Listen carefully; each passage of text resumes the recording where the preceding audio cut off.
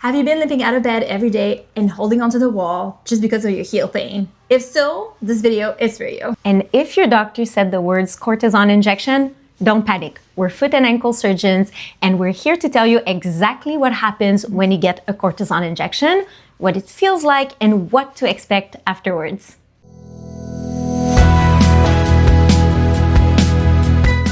Hi, I'm Dr. Richard. And I'm Dr. Blanchette, and we're board certified podiatrist, and today we're breaking down everything you need to know about cortisone injection for plantar fasciitis.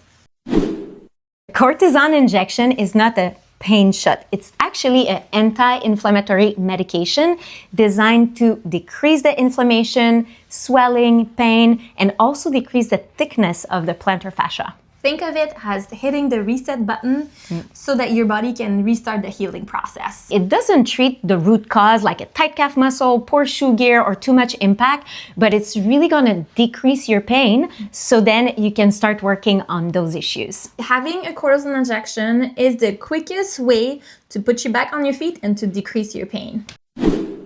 We usually recommend a cortisone injection when patients have tried the basics, like stretching your calf muscle, changing your shoe gear, using inserts, night splint physical therapy, and they're still in pain.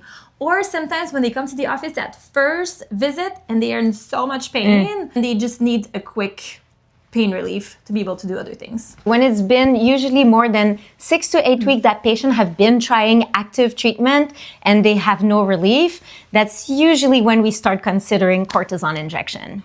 Just a parenthesis, you do not need to get a cortisone injection after 6 to 8 weeks. A lot of patients will try other therapy like shockwave or PRP injection or laser, other things. You don't absolutely need to get a cortisone injection. As long as you continue to improve with every treatment you're using, that's perfect that way.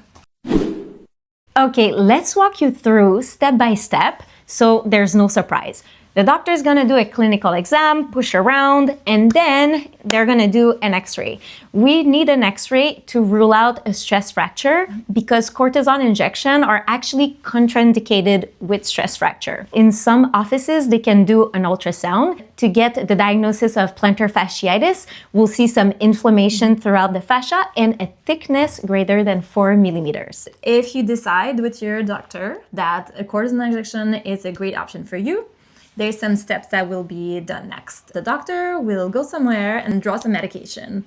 And the medication, usually there's two different medications. There's an anesthetic to numb the area, and there's also the cortisone injection to go and deliver the anti-inflammatory portion that we want. Okay, now it's injection time. So Dr. Blanchette, tell me, is it gonna hurt?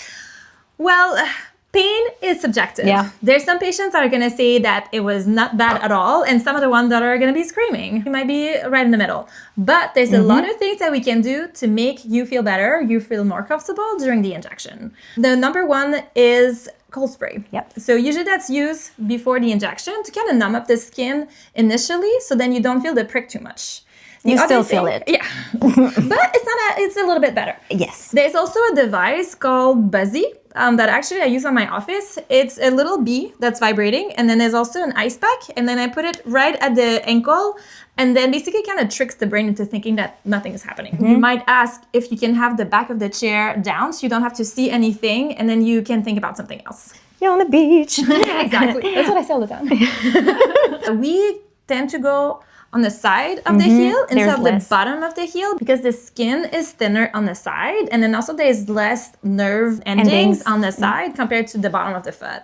So that's a little bit better. Other thing that can really help decrease the pain is when the doctor use a small needle, like a 30 gauge, or when they inject really slowly. Another thing that I always do with my patient, I talk to them as I inject, so it kind of once again, trick their mind to think about something else and not really the pain and what's going on.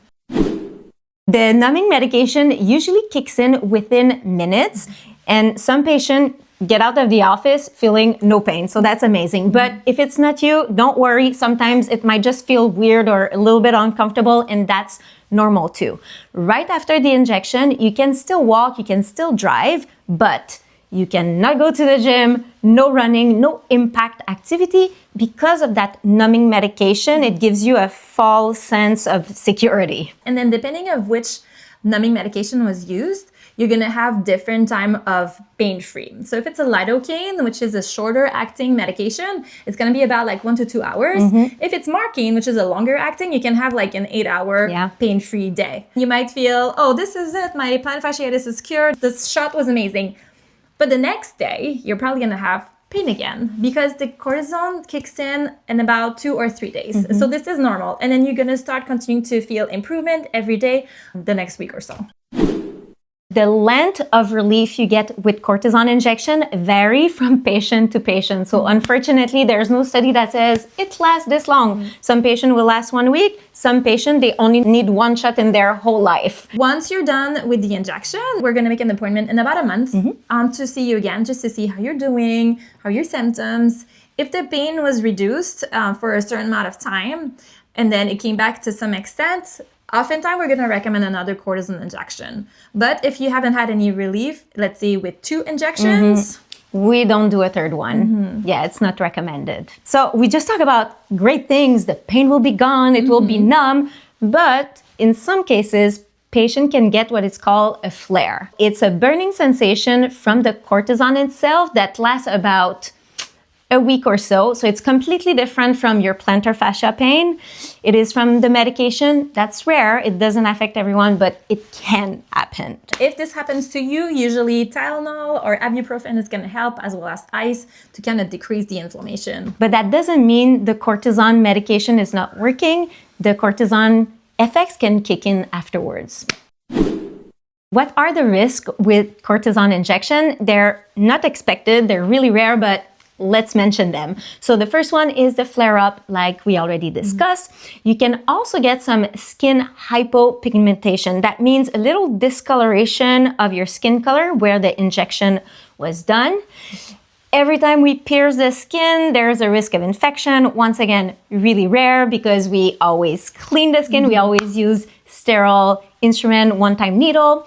And one thing that is important to mention is with diabetic patient, it will rise up your glucose because you have the systemic effect of the steroid. Oh, another thing to mention is that it is recommended to do 3 cortisone injection in 1 location a year. And the reason for that is because some study shows that repetitive or multiple injection can cause ligament or fascia tear. We definitely don't want that, so do 3 injection maximum a year in a specific location. Okay, that's a wrap for cortisone injection for plantar fasciitis. And subscribe to see our weekly videos. And if you ever had or know someone who had a cortisone injection, please leave a comment below to see how it went for you. Okay, See you next bye. time.